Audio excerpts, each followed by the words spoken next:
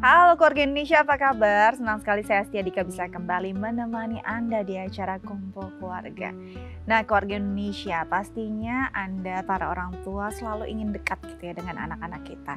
Dan ini adalah satu kehangatan yang tidak ada nilainya, bisa berkumpul. Mungkin yang saat ini sedang berkumpul bersama anak dan juga orang tua di rumah pastinya sedang merasakan kebahagiaan yang berbeda gitu ya. Tapi kadang-kadang kita harus dihadapkan dengan keputusan-keputusan masa depan anak yang memang itu menjadi hak mereka. Apalagi kalau mereka memutuskan untuk mencari peruntungan, mencari atau mengejar cita-cita itu jauh dari kita, mungkin di luar kota, bahkan di luar negeri yang jaraknya jauh sekali dari negeri kita Indonesia. Nah, ini adalah keputusan yang besar pastinya. Apa saja sih yang bisa kita lakukan untuk tetap bisa memantau dan melakukan parenting dari jarak jauh? Bagaimana menyemangati mereka dari jarak jauh? Ini akan kita bahas bersama psikolog kita, ada Mbak Ayu Sutomo. Langsung kita sapa. Halo Mbak Ayu. Halo, Apa Dika, kabar Mbak Ayu? Baik, alhamdulillah. Dika, apa kabarnya? Hari ini baik sekali Mbak Ayu. Hari ini pasti lagi pada ngumpul nih sama anak-anaknya di rumah sambil nonton Kumpul Keluarga ya. Ini adalah hal yang paling nggak bisa dinilai dengan nominal berapapun. Bisa dekat sama anak-anak terus-terusan gitu ya. Bisa dengar tingkah pola mereka, bisa dengar cerita mereka. Tapi ada sebagian keluarga memang yang harus dihadapkan bahwa keputusan anaknya tuh mau melanjutkan pendidikan atau mungkin mau cari kerja jauh dari mereka. Ada yang di luar kota, ada bahkan di luar negeri. Nah, sebenarnya dalam kondisi demikian, apa yang paling berat jadi bagian orang tua untuk terlibat dalam keputusan tersebut? Oke, kadangkala ada hal-hal di mana kalau tanya apa yang paling berat lebih kepada siap atau enggak ya, gitu kan. Enggak semua orang tua loh kemudian punya kelegaan hati atau kemudian kesiapan secara mental gitu ya untuk kemudian melepaskan anak-anaknya mungkin sekolah, mungkin bekerja, nggak dekat dengan kita gitu. Karena kan satu ada banyak faktor atau banyak hal yang mungkin menjadi pertimbangan. Orang tua kadang suka mempertimbangkan iya apakah dia benar-benar siap. Kemudian ada banyak hal yang harus tadinya dibantu oleh orang tua, kemudian sekarang harus dilakukan sendiri gitu kan. Apakah ini anak ini benar-benar siap? Apakah anak ini benar-benar mampu gitu loh. Nanti di sana gimana?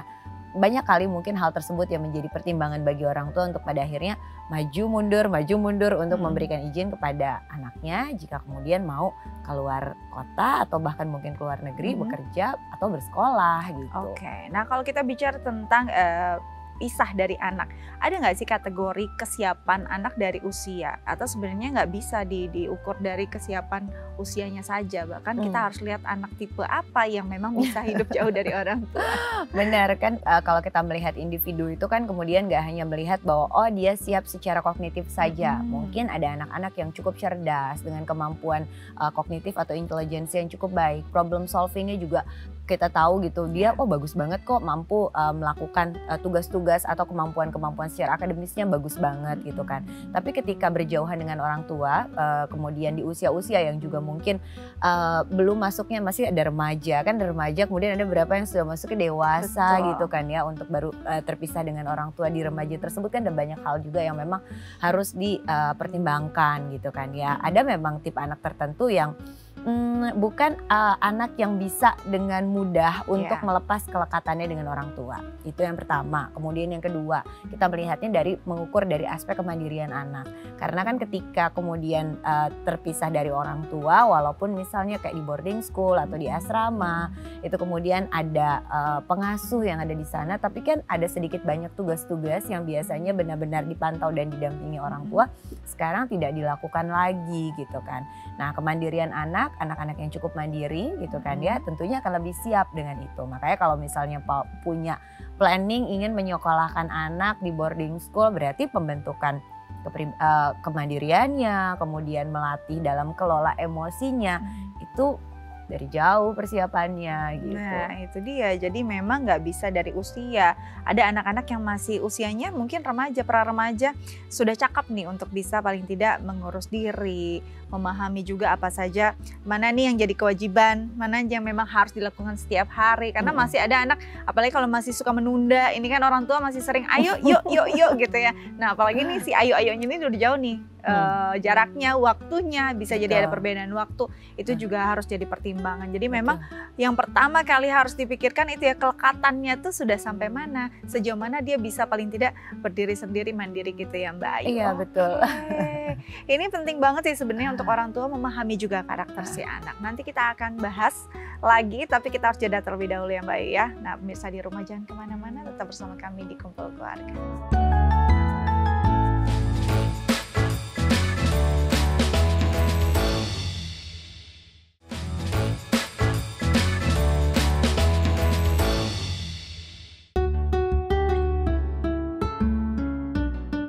Ya pemirsa, kembali lagi bersama kami di Kumpul Keluarga, masih membahas tentang bagaimana ya kalau anak kita jauh dari orang tua, bagaimana cara parenting jarak jauhnya untuk menggapai cita-cita dia, kita support dari jauh. Nah tadi sudah kita bahas juga sedikit dengan Mbak Ayu Sutomo ya Mbak. Cuma sekarang kita mau coba ngobrol nih dengan narasumber kita yang punya pengalaman terkait tema kita hari ini. Langsung kita sapa, ada Bapak Yudi, Ibu Vivi, dan Kevin dari Maldives. Halo. Halo Tante dan Om, juga Kevin, apa kabar? Baik. Oke, hari ini kita ngobrol jauh nih ya antara Jakarta dan Maldives. Oke, aku mau ke Kevin dulu. Kevin, ini jauh dari orang tua. Sudah berapa tahun sih? Sudah berapa lama Kevin jauh dari orang tua? Sudah hampir setahun. Sudah hampir setahun di Maldives, untuk di Ya, Maldives. Maldives sudah hampir setahun. Apakah sebelumnya pernah juga mungkin saat sekolah bertempat tinggal yang jauh dari orang tua? Iya, sebelumnya waktu kuliah di Bandung udah selama 3,5 tahun. Kalau nggak salah udah jauh dari orang tua. Jadi total ini yang berjauhan dari orang tua itu sekitar 4,5 tahun ya. Tadinya di luar kota, sekarang luar negeri. Aku mau tanya nih ke Kevin. Sebelumnya saat pertama kali kamu berpikir untuk menempuh pendidikan dan sekarang bekerja gitu ya. Berbeda kota, berbeda negara dari orang tua. Apa yang terfikirkan oleh Kevin saat itu? Kira-kira mama sama papa mengizinkan nggak ya?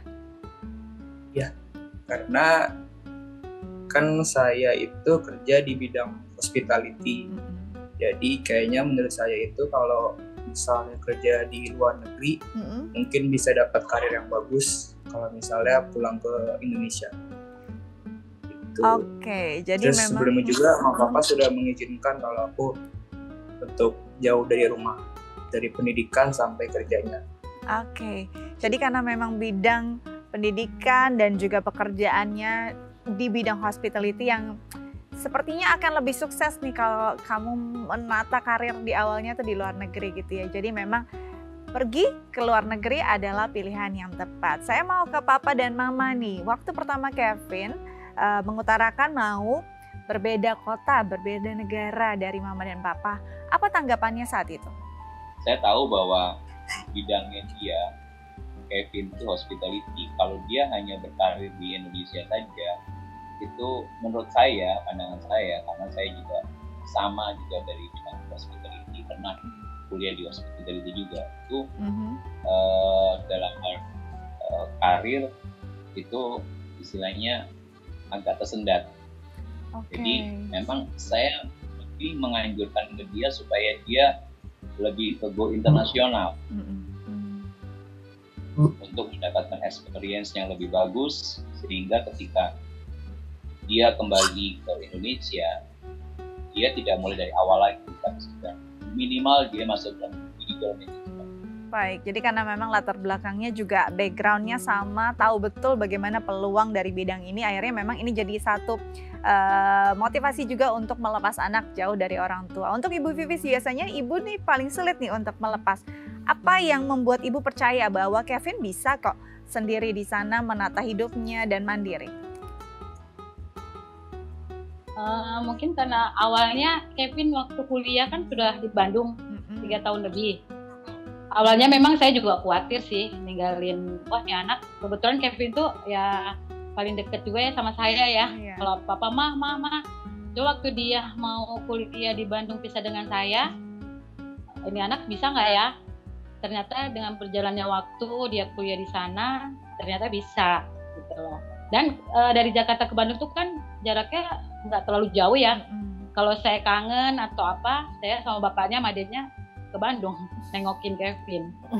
Jadi nggak ada istilahnya, nggak ada halangan juga, jarak yang mudah untuk bisa ditemui juga. Oke, Mbak Ayu, kalau kita lihat nih antara Kevin dan orang tuanya memang saling support. Apalagi kalau sang ayah juga tahu sendiri bahwa bidang yang digeluti Kevin akan lebih berpeluang dan berpotensi ketika dia mencari peruntungannya di awal-awal karirnya itu di luar negeri gitu.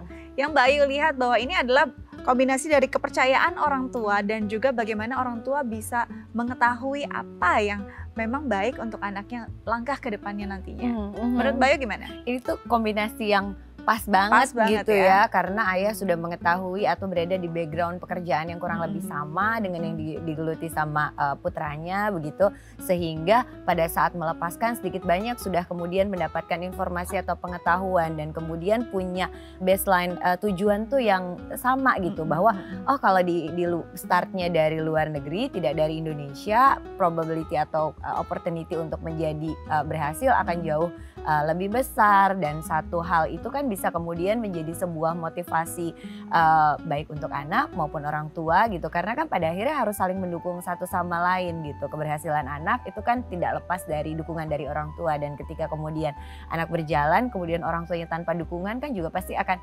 tersendat-sendat gitu kan, kok kayak lepasnya agak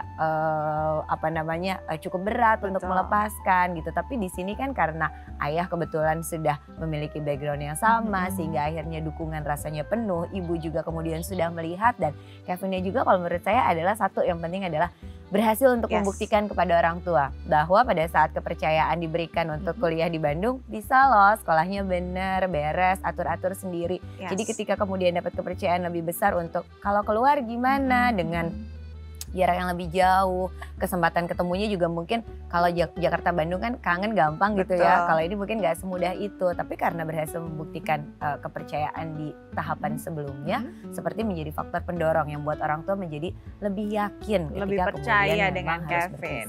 Aku mau tanya nih sama Kevin, walaupun memang mama dan papa support, sendiri di negeri orang pastinya nggak mungkin tanpa tantangan. Tantangan apa yang pertama kali kamu rasakan di sana dan gak terlupakan? Mungkin apa sih yang paling berat ketika sakit kah? Yang biasa ada mama atau seperti apa? Yang tantangannya kulturnya pasti beda. Terus sama yang paling utama sih makanan. Makanan biasa masakan karena beda ya? dari Indonesia, beda banget dari Indian. Jadi itu tantangannya. Nah ini kita ke mama nih, Mah kangen loh si Kevin masakan mama. Biasanya apa yang kalau lagi cerita-cerita tuh Kevin paling sering apa sih yang dibicarakan? Curhat apa kalau lagi di negeri orang sendirian tanpa mama dan papa? Waktu awal-awal sih paling sering ya makanan. Makanan, karena kan tadi Kevin bilang beda banget kan. Betul. Makanan aja sih yang selalu Kevin bilang. Ya mungkin ya kangen makanan mamanya juga. Iya, kangen makanan mamanya. Kangen juga dinasehatin papanya mungkin ya. Nah kalau ke papa sendiri, wejangan apa yang sering sekali papa berikan pada Kevin? Apalagi kan mungkin jauh dan juga harus konsen dengan target-target pekerjaannya. Apa yang biasa papa sering sekali nasihati atau ingatkan pada Kevin? Saya hanya mengingatkan dia untuk tetap fokus dengan pekerjaannya, dan dia harus bisa menyelesaikan pekerjaannya dengan tanggung jawabnya dia. Jadi kalau masalah teman sejawatnya dia ada masalah, itu udah bagian dari tantangan yang harus dihadapi. Tapi minimal dia harus tetap fokus dengan pekerjaan dan tanggung jawabnya untuk menyelesaikan pekerjaannya. Itu saja. Baik, jadi fokus dan tanggung jawab. Baik, di sini ada psikolog kita, ada Mbak Ayu Sutomo. Mungkin dari Bapak dan Ibu atau Kevin, ada yang ingin ditanyakan terkait tema kita hari ini, silakan. Mungkin kalau dari saya setuju dengan dari Ibu Ayu Sutomo bahwa kita orang tua harus siap untuk melepaskan anaknya. Dan saya mungkin bisa sharing bahwa sejak awal memang saya berkomitmen sama istri saya bahwa kita tidak akan mengekang apa mau anak itu asal dia benar. Karena masa depan mereka adalah masa depan mereka sendiri, mereka yang menentukan, dan dia harus bisa membangun masa depannya, dan kita sebagai orang tua hanya bisa mensupport tadi. Sehingga dalam hal ini memang kelihatannya memang kok tega ya melepasin anak. Kebetulan adiknya Kevin juga kuliah di luar kota juga, jadi ada berpikir kok tega ya anaknya dilepas gitu ya. Itu udah konsekuensi kita bahwa suatu saat kita akan berpisah sama mereka. Baik. Dan mereka juga harus bisa berpikir sendiri. Betul. Itu saya sharing dari. Sharing ini menarik sekali ya dari papanya Kevin sendiri, bahwa setuju bahwa mau pergi atau tidak, tetap di negeri ini atau tidak, sebenarnya kita memang harus siap melepaskan anak. Ya nggak sih Mbak Ayu? Tanggapannya Mbak Ayu? Betul banget. Dan itu kayaknya bisa jadi saran untuk banyak orang tua, Betul. banyak pemirsa juga yang kemudian sedang kadangkala gitu kan ya maunya selalu bersama dengan anak-anak. Namanya orang tua pasti punya insting untuk melindungi anaknya terus-terusan, bareng sama anak terus-terusan, providing the best untuk anak-anaknya. Tapi kadang lupa bahwa anak itu juga bukan menjadi milik kita selama-lamanya. Ada waktunya dia akan meninggalkan, entah itu menikah, memulai kehidupan baru ataupun yang lain, ya sooner or later. Tapi konsep pemikirannya seperti itu sehat banget sih sebetulnya. Karena sekarang atau nanti ya betul, nantinya anak akan menjadi pribadi sendiri, ada jalan hidupnya sendiri gitu kan ya. Ya memang kita orang tua membekali dengan apa yang bisa kita berikan sebaik mungkin. Karena anak bagian hidup kita tapi bukan bagian diri kita. Dia adalah manusia yang sebenarnya sendiri gitu ya, punya hidupnya sendiri. Terakhir mungkin Kevin, jauh nih dari orang tua, ada yang mau disampaikan nggak untuk papa dan mama? Singkat aja. Nah, nggak ada, cuman sehat-sehat aja. Oke. Sehat-sehat ya, pastinya mama dan papa juga berharap yang sama untuk Kevin di sana. Ibu, bapak dan juga Kevin, terima kasih banyak sudah bersama kami di Kumpul Keluarga. Tetap jaga kesehatan, semoga kita bisa ketemu lagi. Sampai jumpa. Terima kasih. Dadah. Terima kasih. Bye. Terima kasih. Oke, seru banget ya, ternyata bisa jadi ajang reuni ya. Benar. Dari orang tua dan juga anak yang jauh di negeri orang. Nanti kita akan balik lagi, tapi kita harus jeda terlebih dahulu. Pemirsa jangan kemana-mana, tetap bersama kami di Kumpul Keluarga.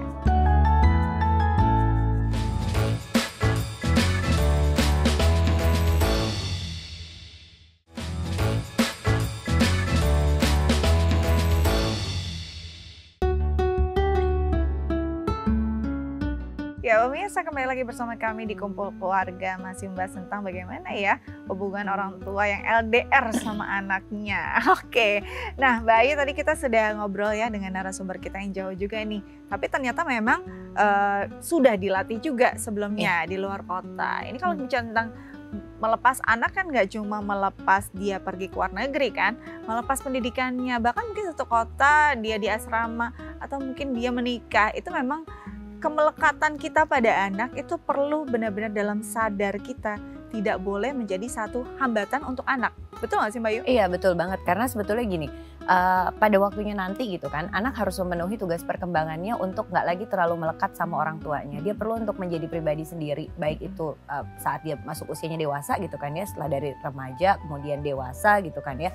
Anak perlu untuk menjadi pribadi sendiri yang mampu mengambil keputusan sendiri, menentukan jalan hidupnya sendiri mau gimana. Jalan hidup tuh termasuk di dalamnya jalan hidup dia mau berkarir apa, kemudian pasangan hidup yang dia pilih gimana, menghadapi semua permasalahan hidup itu sendiri akan seperti apa gitu kan. Itu anak kita nantinya akan sampai ke stages itu. Dan salah satu tugas perkembangannya adalah dia bisa mandiri di stages itu gitu kan ya. Nah memang dapat dipahami bahwa ketika berada dalam masa transisi, ada pasti perasaan yang namanya galaunya orang tua, sedihnya orang tua, faktor kebiasaan yang kemudian bisa atau enggak gitu kan ya untuk anak saya lakukan sendiri, biasanya bantu gitu, sehingga memang ketika ada satu titik tertentu yang rentan terhadap perasaan lonely, ketika kemudian kalau kita berbicara mengenai pernikahan anak, setelah itu ada masa transisi di mana kok jadi kayak hilang gitu kehilangan gitu kan.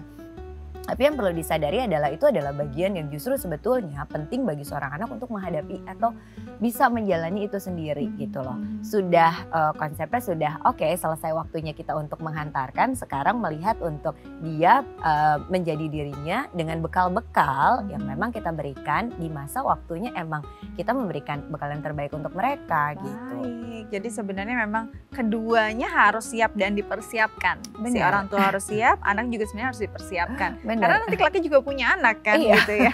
Nah kalau kita bicara tentang kemandirian, ini adalah bisa dibilang sebagai satu situasi atau kondisi yang tepat tidak untuk bisa melatih anak tentang kemandirian.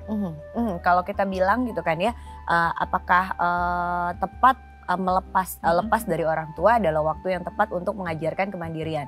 Justru sebetulnya gitu ya, kemandiriannya diajarin dari sebelumnya. Baru habis itu dilepaskan. Karena Ini kalau aplikasinya jadinya ya. iya, memang nantinya akan ada skill-skill yang semakin terasah terkait dengan kemandirian mengambil keputusan, problem solving, kemudian dia tahu harus bertindak atau seperti apa gitu kan dalam satu setting situasi di mana orang tua nggak mendampingi penuh saat itu. Tapi kan kalau kemudian itu nggak dipersiapkan dari waktu sebelumnya, justru akan merepotkan pada saat anak benar-benar terlepas dari orang tua dan nggak tahu tuh harus gimana, harus seperti apa, kayak gitu, semua serba bergantung. Itu kan tentunya akan mempersulit orang tua itu sendiri. Jadi kalau dibilang apakah ini waktu yang tepat untuk mengajarkan kemandirian bagi anak, bisa jadi iya. Tapi kalau misalnya melepaskan begitu saja tanpa memberikan bekal kemandirian itu sendiri di sebelumnya pada anak, akan agak sedikit merepotkan tentunya. Nah ini dia nih, kadang-kadang mungkin orang tua nggak sadar kan ya, waktu berjalan cepat, tiba-tiba anak mau banget untuk sekolah tuh nggak di sini,